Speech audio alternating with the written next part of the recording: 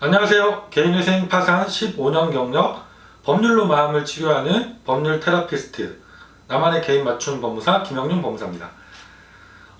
이번 시간에는 제가 지난주에 실제로 상담을 해드렸던 분의 사례를 가지고 내가 개인 워크아웃을 신청하시는 경우에 최근 채무가 많으면 개인 워크아웃 신청도 불가능할 수 있다라는 부분에 대해서 설명을 드리려고 합니다.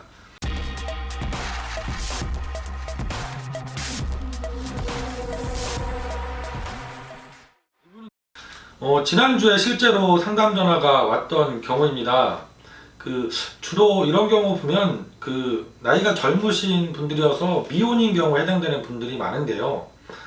직장은 좋은 직장을 다니고 계셔서 급여는 상당 수준에 있으시고, 내가 또 최근에 주식이라든가 인터넷 도박이라든가 스포츠 토토라든가 이렇게 대출을 최근에 많이 받아서 좀 법원에서 정상적인 지출이라고 인정하기 어려운 부분에 지출 금액이 크신 분들이 전화가 많이 오시는데, 제가 다른 동영상에서도 말씀드렸지만 이런 분들이 전화가 오시면 같이 고민을 하게 되는 경우가, 이분들이 미혼이신데다가 급여 수준이 상당히 높다 보면 개인회생으로 진행을 하셔도 변제율이 상당히 높게 나오는 분들이 많이 계십니다. 100%에 육박하는 분들도 계시고 80%, 90% 이렇게 변제율이 상당히 높게 일반적으로 개인회생 신청하시는 분들에 비해서 상당히 많이 돈을 갚으셔야 되는 경우에 해당되는 분들이 있죠.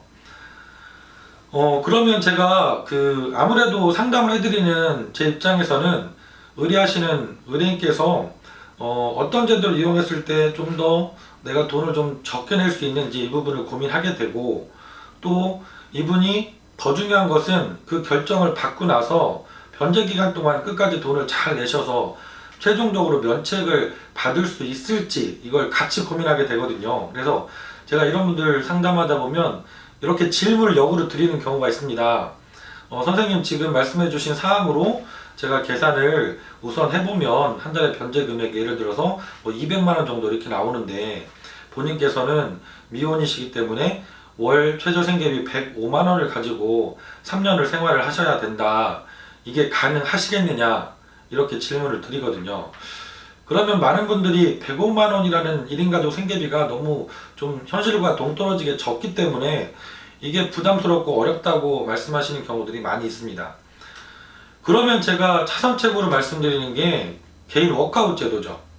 그럼 신용회복위원회에 상담을 받아보시고 워크아웃을 신청하는 것도 고려를 해보셔라, 이렇게 제가 오히려 신용회복 제도를 안내를 해드리는 경우들이 생깁니다. 이분도 그런 경우였는데요. 근데 문제는 신용회복위원회라고 해서 모든 경우에 다 내가 신청을 하면 허가를 받고 신용회복으로 진행할 수 있는 것이 아닙니다. 대표적으로 불편한 첫 번째가 연체 기간을 요구하고 있다는 것이죠. 그래서 프리 워크아웃 같은 경우는 30일 이상의 연체가 있어야지 신청이 되시고, 그리고 워크아웃 같은 경우는 90일 이상의 연체 기간이 있어야만 신청을 할 수 있다는 아주 불편한 규정이 있습니다.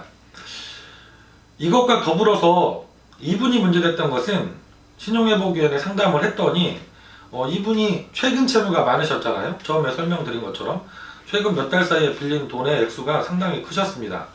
근데 신용회복 채무조정제도 규정에 보면 신청 전 최근 6개월 사이에 발생한 채무의 원금이 총 채무의 100분의 30, 그러니까 30%를 넘는 경우에는 신청이 안 된다라는 규정을 두고 있습니다.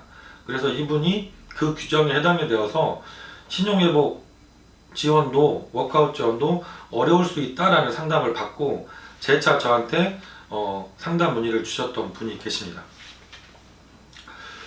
이렇게 되면 결국은 내가 개인회생으로 신청할 수밖에 없게 되고요. 그렇다고 하면 어떤 경우보다 더 중요한 것이 내가 3년 동안 변제를 잘 해나가기 위해서 좀 큰 각오를 하셔야 될 것 같습니다.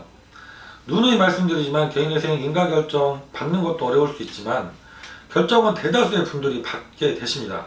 개인회생에서 기각결정은 내가 법원에서 요구하시는 사항들을 잘 보정을 한 경우에는 기각결정이라는 게 거의 일어나지 않기 때문에 그 부분은 오히려 통과가 되실 수 있는데, 더 중요한 것은 내가 변제 기간 동안 변제를 잘 납부하셔서 최종적으로 면제까지 받는 것, 그것이 무엇보다 중요하시죠. 그래서 이렇게 내가 최근 채무 비율이 너무 높아서 신용회복 워크아웃 제도도 이용하기가 어려우신 분들은 개인 회생으로 가시되 큰 각오를 좀 하고 시작을 하셨으면 좋겠습니다. 반드시 끝까지 잘 낼 수 있도록, 내가 야간에 아르바이트를 하겠다고 각오를 좀 밝히시는 분들도 계시고요.